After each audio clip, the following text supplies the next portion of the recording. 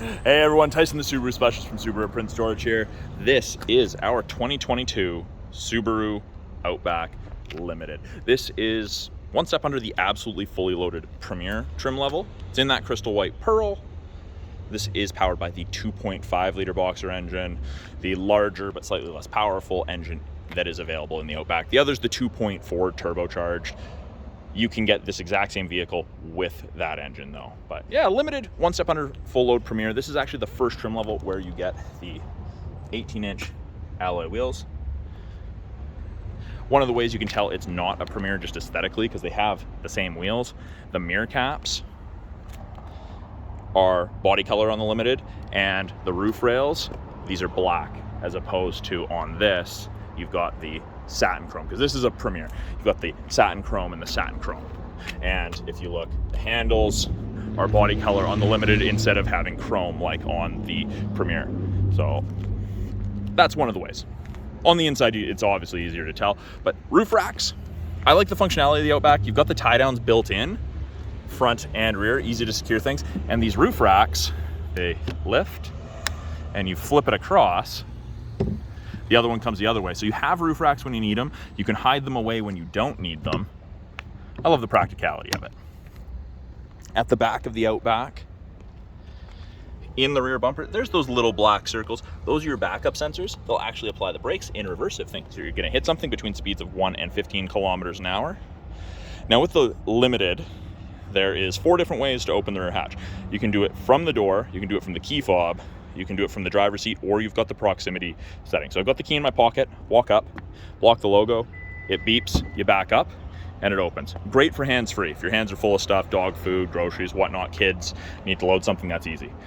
Tons of room in the back here.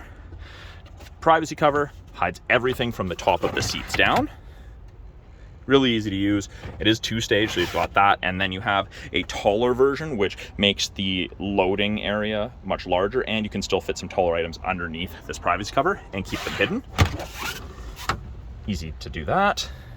We've got grocery bag hooks. They flip down on both sides, stops your groceries from tumbling around. You've got your upgraded audio system, your Harman Kardon subwoofer back here. You've got nice hard physical tie downs. You have 4 of those, 1 in each corner. Easy to secure awkward stuff, heavy stuff you don't want rolling around. Little storage cubby, 12-volt outlet for all your charging needs, portable cooler, pump for inflatables at the lake. Comes with the cargo tray as a standard, and it has a little bit of a lip on it, which should hopefully help contain any spills you may have. Underneath this, we have our false floor. You push down and lift, and you have access to the spare tire equipment and the wheel locks that we do. And the thing with the Outback has that lots of other vehicles don't, you've got this little hook, and you just hook it right on there, so it holds it. Because that's kind of awkward to lift that, hold that. You don't have to remove it. And underneath this styrofoam, you got your tire. So easy to use. This is harder to do one-handed than I thought it would be. There we go. But yeah, it tucks up. That's something that's actually quite handy.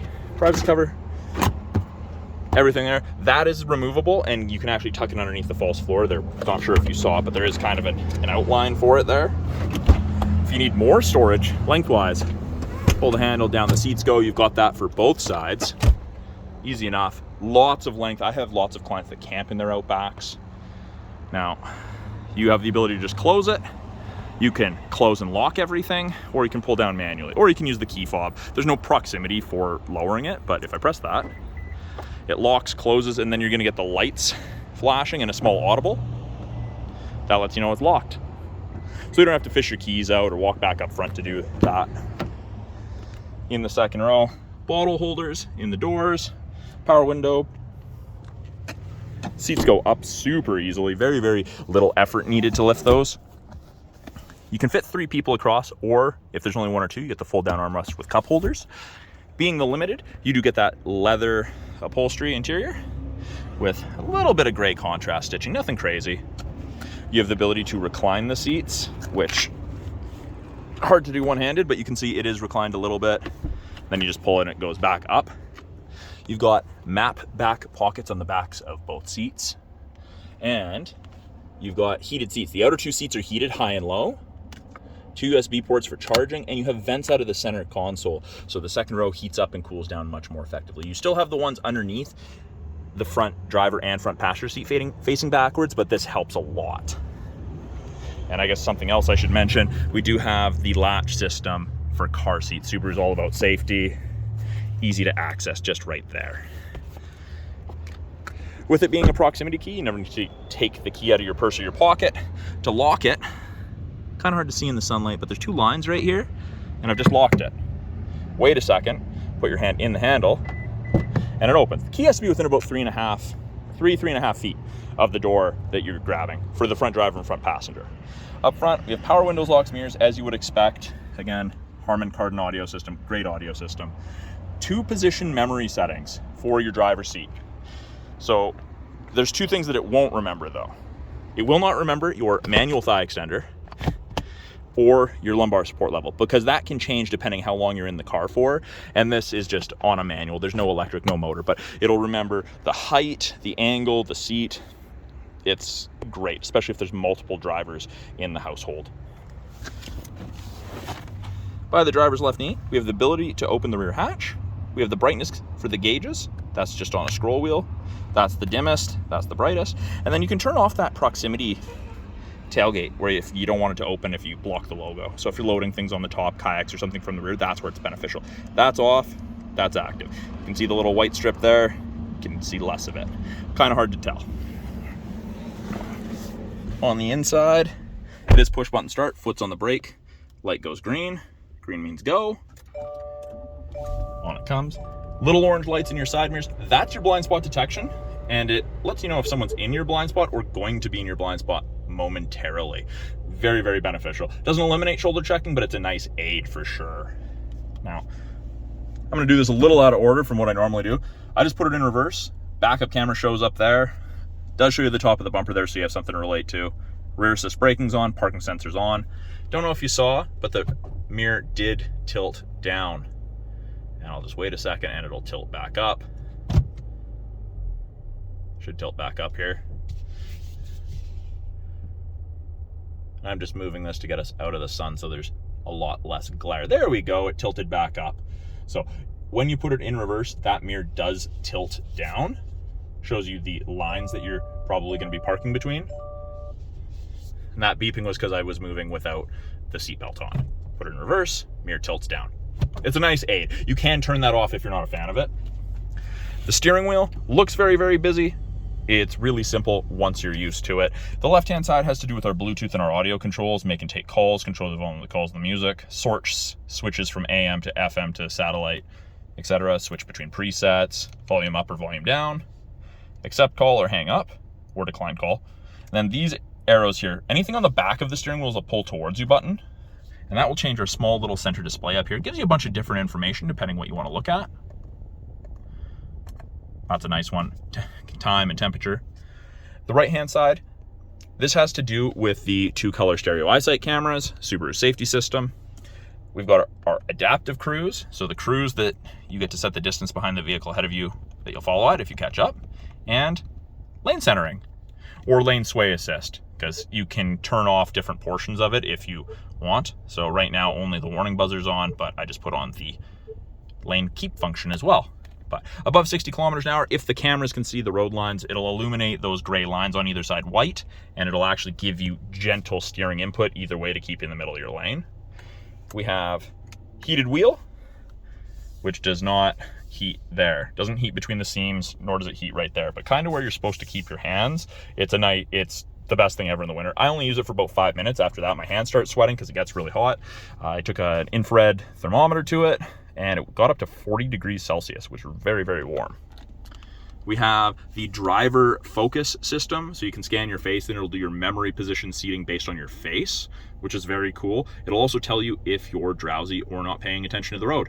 Now, I have a couple customers tell me that they wear polarized sunglasses and the system doesn't like that. You can turn off that if you find it annoying or it's not working with your sunglasses.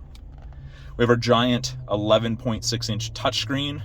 They've kind of divided into 3 portions. The top portion here, what you're listening to, navigation destination. You can change those widgets around if you want. You can have water temp, oil temp, date. Got weather, that's part of the satellite radio trial. And then you have X mode, which is Subaru's equivalent to 4x4 low in a pickup. Great for off-road, rough stuff. Only works up to 40 kilometers an hour. After that, it kicks out and goes back to regular all-wheel drive, which is still very efficient.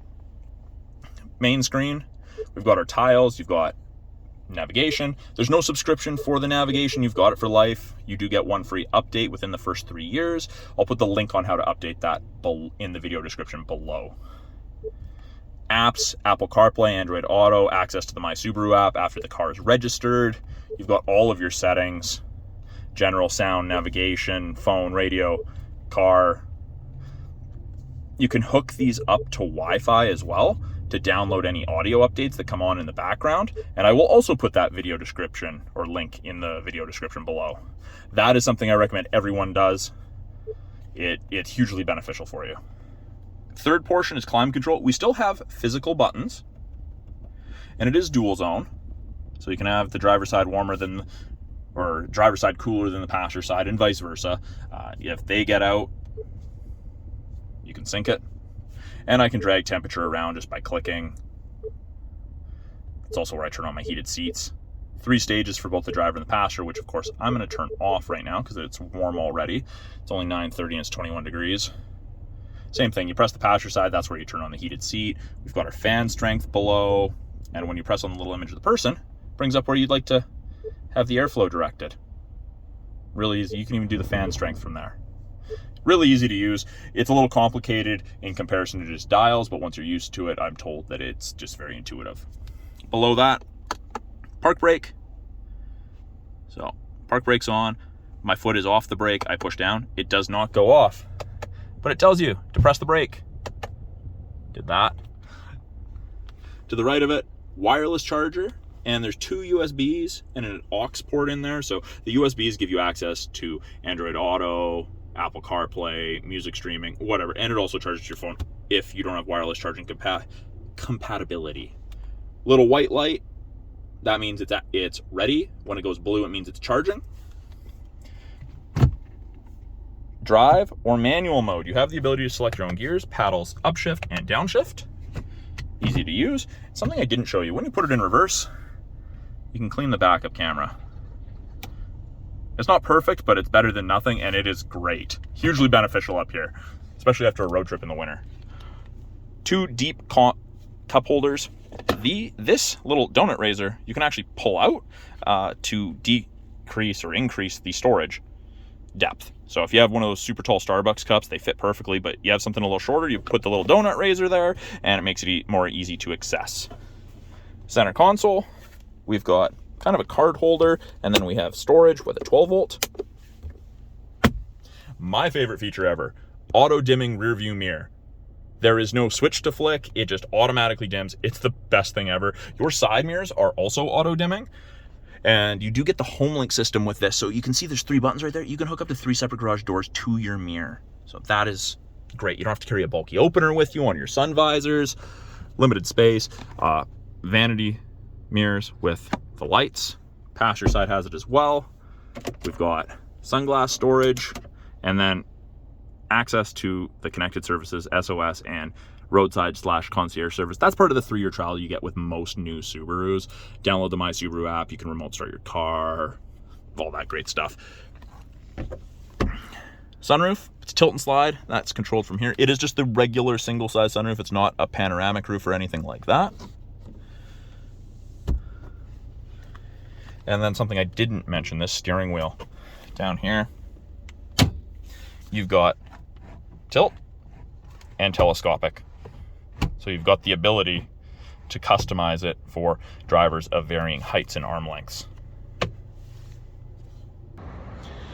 So that is a brief video overview of the 2022 Subaru Outback Limited with the 2.5 liter 4-cylinder engine.